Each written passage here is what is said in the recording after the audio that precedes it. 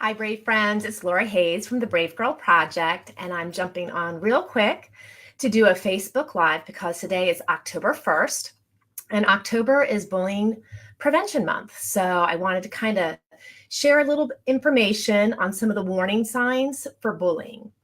And this whole month, I'm going to cover some different tips to help our kiddos and to also help ourselves as parents.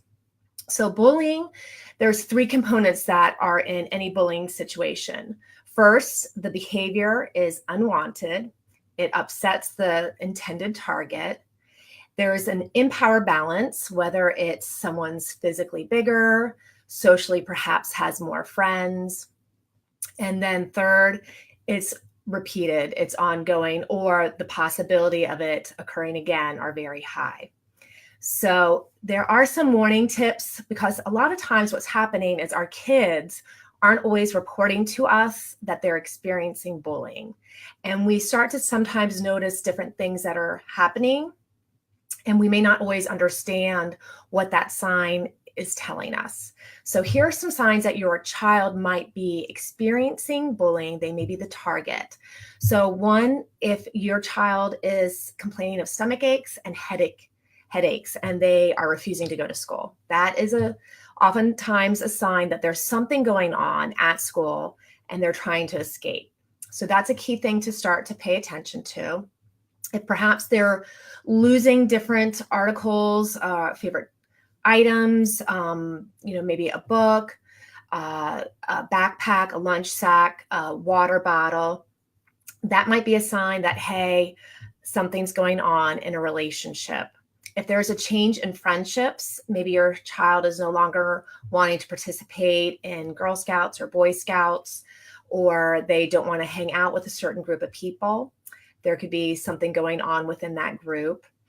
If they are avoiding, like how I said, like avoiding that social situation and really wanting to spend just more time at home, and they're not using some of the other devices that they may have normally used to reach out to friends, like they're no longer using their phone, they're not on Instagram anymore, and you're noticing that there's kind of that avoidance of the social media.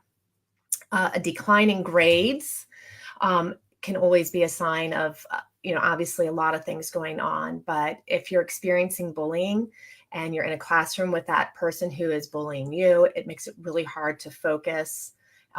If you're also noticing a decrease in their self-esteem, that's a big sign that something's going on. Something is having an impact that's changing how they view themselves.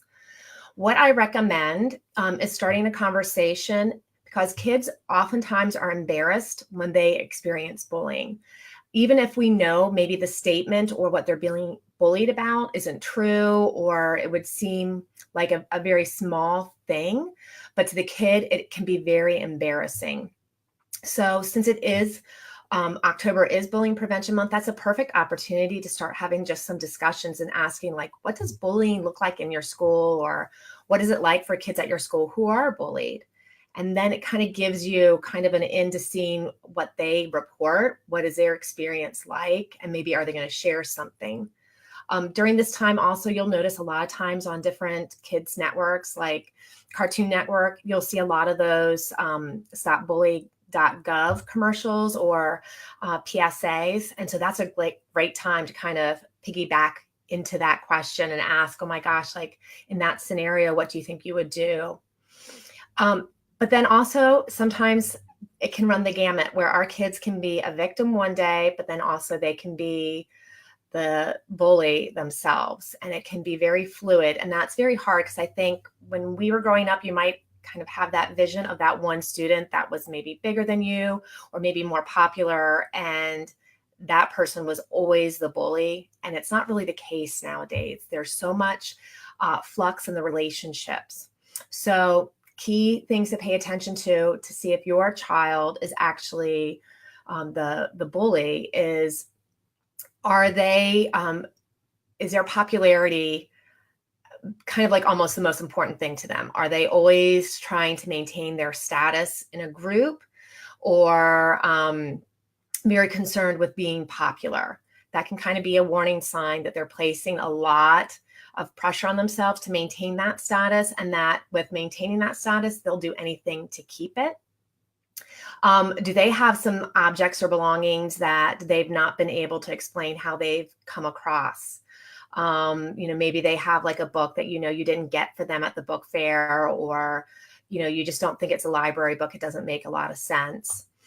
Do you notice a lot of people texting and kind of your child being the center of the social hub and the disseminator of all the information that's going on in the group? Does your child get very frustrated when things don't go their way with friends? Like if a friend comes over or can't come over, they get overly upset about the situation. Do you notice your child, let me see, I think there's another, not accepting responsibility for their actions.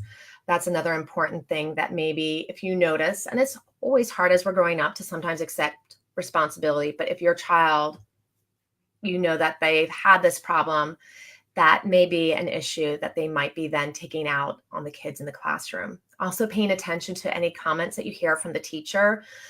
If they're sharing some things and you're getting kind of concerned that there's like maybe a pattern going on as your child's getting older, now maybe they're in third grade and you're noticing more of a pattern, that's going to be very important. Or if they're actually receiving discipline action. So I'll go into more of that as how to help our kiddos who are actually the bully. But I wish you well, because I know that growing up is tough, and it's especially hard when our heart basically is going out into school, and we wish our kids well, and we're sometimes scared for them. And parenting is a puzzle. So hopefully just knowing some of the signs to look for can help you get a little clear on what might be going on in your child's life. I'm going to share some other great resources, websites. Books are a great way to kind of open the conversation with your child, so you can start to talk about it and do that through the lens of the character. And I'll also post some good books that I've read that I really kind of love. If you're a parent of a girl, one of my favorites is Odd Girl Out. That's a great one. Another great book for moms of girls is Swimming Upstream, Parenting Girls for Resilience in a Toxic Culture. And there's a couple others on my bookcase, and I don't have my glasses on, so obviously I can't read. And I can see that I have some friends on, so hi friends. I can't read your names either. I just don't like to wear the glasses all the time. I don't worry that you're going to bully me though, so I should just wear them. I'm cool with the glasses. But I hope you guys have a wonderful week, and I will be on live again on Wednesday. So take care, and I will talk to you soon. Remember to live life bravely. Thanks so much. Bye.